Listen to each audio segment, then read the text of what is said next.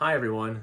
Today I want to talk about something I see a lot while working with small businesses and other organizations, and it's usually it doesn't have to deal with the hardware or the software that is the problem. It's actually the lack of IT documentation, and most businesses build their technology over time, right? We think about that. You just don't boom, it just suddenly appears. You scaffold it and scale it out over time. And that can be internet service, Wi-Fi networks, printers, cloud systems, security tools, vendors. The list goes on and on. The systems are complex now. So everything gets added gradually. And what ends up happening is that a lot of the things actually that work lives in someone's head or with a service provider, an IT service provider of some sorts. And that usually works until it actually doesn't work. Usually you hit a wall, something happens because you can have someone that actually leaves for good or bad reasons. The knowledge walks out the door with them, or the provider changes, right? A trusted provider changes, or something else breaks unexpectedly, and the business suddenly now realizes at the 0 hour that this is very important, and no one fully knows the system, how the system is actually built, whatever it is. You have a change of people, and they're like, that's just a box over in a corner that always works. We don't know how it works. Well, that's a problem. You need to document that. So things like a simple network diagram go really far.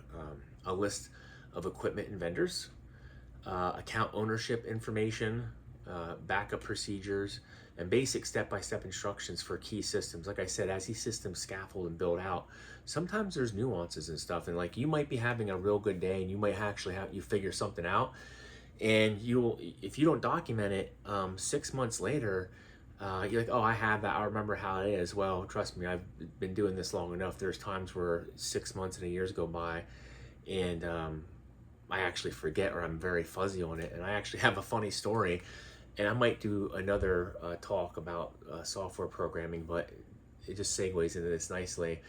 I had a customer contact me, and the application stopped working, and they're like, hey, can you come and look at it? I'm like, yeah, sure. I'm like, what's the problem? And they told me the problem, and they're like, oh, well, you're the one that gave us the solution, because I had some scripts and stuff running. And I was like, oh, did I? Several years passed. This worked for several years, and I was actually doing LDAP authentication with a Radius server, anyhow, with PowerShell. But something broke, and they're like, well, you wrote the code. I'm like, I did. I'm like, can I see it? And sure enough, I see the code, and my name's up there in the comments and the date. And I looked at all the code, and this goes into a little bit further. I looked at the code strip, my name's there and the date's there. It's from several years ago. And I looked at the code, and I was like, well, apparently I was having a really good day, because the code that I wrote or put in there, I don't understand what the heck's going on. I'm looking at it, I'm like, oh boy, because I didn't comment the code correctly. So whatever I did, it was a hard lesson learned. Whatever I did at that point in time, I just quickly slapped it in and moved on to the next thing, and I didn't comment it, and it came back to haunt me. So I learned that lesson pretty hard, and I got that situation figured out then. But again, IT documentation is very important. So again, these aren't just nice things to have. They are actually what to keep businesses running when things change. The case in point with that code. And I also want to be clear about something. This isn't about distrust. Before I get into this, distrust about IT providers. In fact, many good IT providers encourage documentation, but if you have someone that's supporting you and they're not willing to, so if you're a small business and you have external support for your systems and they're not willing to get documentation to you, that's a red flag. Because again, many good providers encourage documentation. It helps them too. And it's just about resilience. You shouldn't be dependent on anybody for the equipment that you own. And I have more about that in the article that I'm going to link below in the comments. So again, this is about resilience, not about pulling out bad guys, because that IT documentation works for everybody. And your business should always be in a position where, if needed, another qualified professional can always step in and understand the environment without actually having to rebuild everything from scratch. That should be like a golden rule. it should be just a good rule of thumb to go by.